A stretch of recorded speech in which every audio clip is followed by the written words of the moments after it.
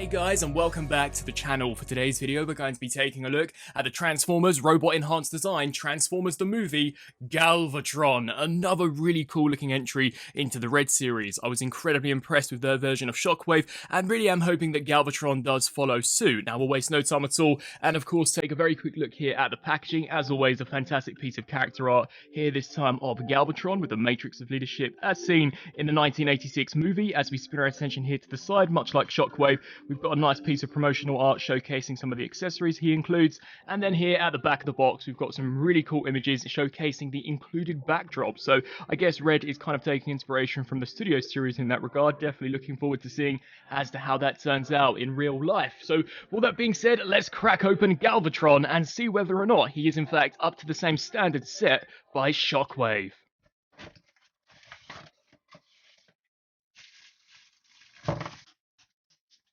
And behold, Galvatron, actually looking really well done. I think that as far as Shockwave and this guy goes, they are some of the best figures that I've so far taken a look at over on the channel for this subline, and I'm just hoping that it's not too little too late for this line to finally redeem itself. I definitely think that as far as a non-transforming action figure line goes for Transformers, this is definitely what we should have seen from Wave 1. But we'll waste no time at all and of course get stuck straight into Galvatron himself. If anything, he kind of reminds me more of the incarnation that we saw from the Netflix series when in comparison to, say, the 86 movie. It's not a bad thing, as of course they were very similar in terms of design, but that face sculpt definitely does appear slightly more stylistic when in comparison to, say, the dead-on ringer that we saw with Shockwave. And you can also see, sadly, the paint apps for the eyes are not the best, so if you are able to look through several of these on the shelves, definitely watch out for that eye paint. But other than that, I think the sculpt work here to the helmet looks really impressive. You can see we've got some nice black, almost goatee detailing there for the chin section. The chest units turned out really nicely done, with the Decepticon insignia slap bang in the center,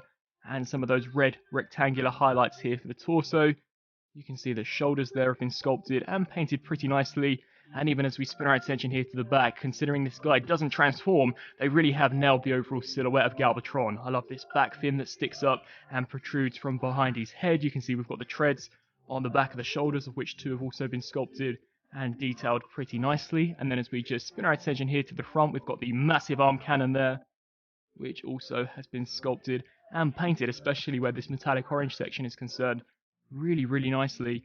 And then as we just spin our attention here down to the lower section, you can see some nice sculpt work here for the thighs, as well as for the skirt armor. The knee pads look great, as so do the shins, and finally, of course, the feet. So in all, in terms of a design, besides some stylization going on with the head, in my opinion, I actually think this once again is a really nicely done action figure. Now, in regards to articulation, this may in fact actually just be the best robot enhanced design figure that we've seen so far in that regard. So here for the head is on a ball joint. It can look up to roughly that far, as well as can also look down. We can get it to tilt side to side, as well as rotate the full 360. We do get a full rotation here at the shoulders, as well as a butterfly joint, of which surprisingly can in fact actually crunch to a pretty decent range. That is really surprising. So awesome to finally see that incorporated effectively onto one of these figures. We also do get a hinge joint out to the side, which can bend roughly to 90. Full rotation here at the bicep, as well as a double joint where the elbow is concerned, so that too can also bend to a really nice range.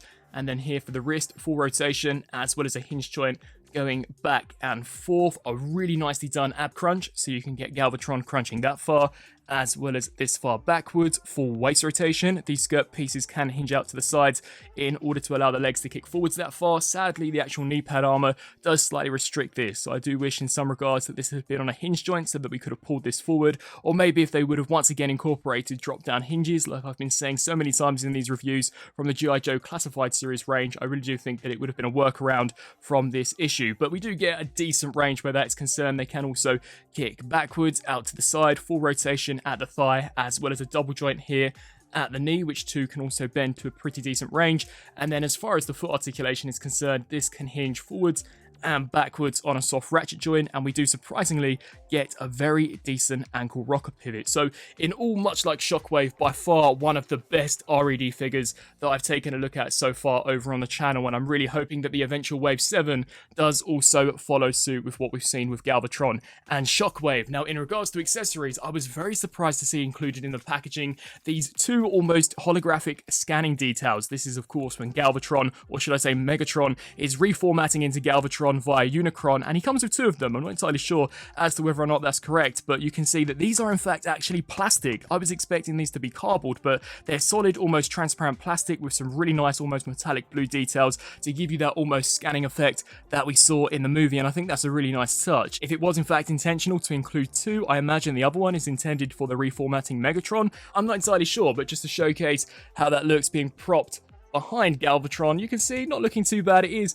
on the slightly smaller side, but in terms of an actual diorama or say display piece, I actually think this is a really nice inclusion. Now, in terms of accessories that are intended to in fact actually be utilized for the robot mode, we do get included the Matrix of Leadership, and you can see that's been sculpted and painted very nicely with this chain here. Sadly, it's just fixed plastic, but I don't think the sculpt work looks too bad at all, and it's actually been painted on both sides, which I thought was a really nice touch, especially considering that I don't believe that they even included a Matrix with the Ultra Magnus, so I always thought that where they could cheap out they would, but that is definitely a nice touch. And of course we can just harness this here over Megatron's head to recreate the look from the film. We also do get included 2 pairs of interchangeable hands, so just to very quickly showcase those, we get this grasping one, which has got some nice sculpt work, and I actually think the gesture looks really awesome. You can have him almost throttling Hot Rod. We also do get included a gripping hand, and then another gripping hand, and then finally here an alternate grasping hand, and of course the 2 fists that come standard on the figure. Sadly, the actual cannon itself is not detachable, but we also do get included a pair of blast effects. Now, I believe these could in fact actually be a carryover from the versions we saw with Cheetor, but nevertheless, really nice looking sculpt work. You can see completely cast out of this transparent purple energon, and the same can also be said here for this side, and they can both be attached on to the barrel here of Galvatron's blaster, which once again I thought was a super nice touch. Turning to a few size comparisons, here we've got the R.E.D. Galvatron compared alongside reformatting Megatron, as well as the regular Wave 1 release, and I actually think these scale pretty nicely with one another. I've always been under the impression that Galvatron was slightly taller and just slightly bigger of a character when in comparison to Megatron, so I think this works out pretty nicely. And of course, we've got the almost evolution of how Megatron became to be Galvatron, that in this form, going into this reformatting color scheme, and then of course ending up with Galvatron himself. And so, some final thoughts for the Transformers Red robot enhanced design, Transformers the movie, Galvatron. Overall, much like Shockwave, another marked improvement when in comparison to some of the previous waves we've seen, and I am really hoping that if this line is to continue, this is the type of quality that we can expect going forward, as honestly I think this is what we should have seen from the offset. This particular Galvatron in terms of design looks pretty decent to how he appeared in the Transformers 1986 movie. Personally, I do find the head sculpt to be slightly stylized. To me, it reminds me more of his Kingdom War for Cybertron appearance, but that's definitely not a bad thing, as the designs were incredibly close in terms of their overall look. But the actual design of the body itself looks fantastic. I think that in terms of color scheme, he also looks really well done, and articulation is awesome, especially where those butterfly joints in the shoulders are concerned. Those have got to be some of the best